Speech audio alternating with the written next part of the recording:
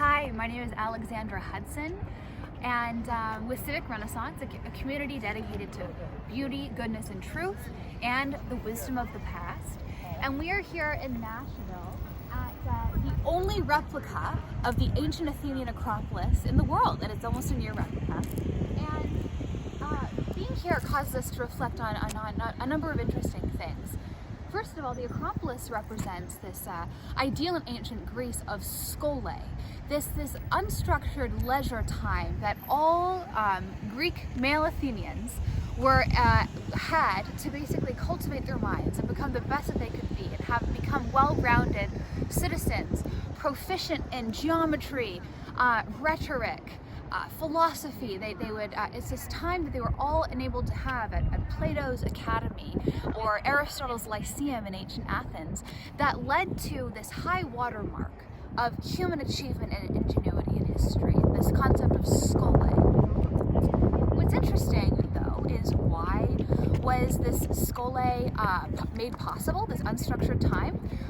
Because Athenian society was supported by a subclass of human beings. It was made possible because they had slaves that did all the things necessary for them to live their daily life so they could focus on cultivating their minds and fulfilling their potential as human beings.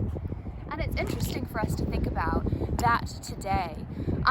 Of course, our modern word school comes from this word scholē and this concept of scholē in ancient Greece.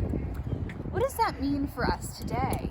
Is it possible for us to admire and even appreciate and learn from the high watermark of human achievement that we get in ancient Greece and Athens, while also condemning and recognizing the injustice that allowed it to happen in the first place?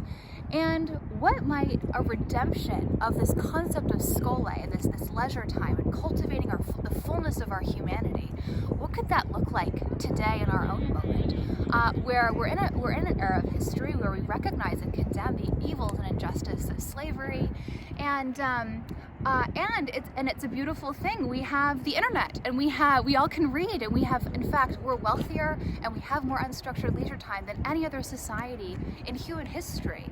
So is there a way that we can elevate the good while condemning the bad of this concept of scholē in our own moment? And what do you think? How might that inform our educational practices? How might it improve modern day schooling and our modern educational system today? I'd love to hear from you and hear what you think. But thank you so much for being a part of the Civic Renaissance community, and I'd love to hear from you soon.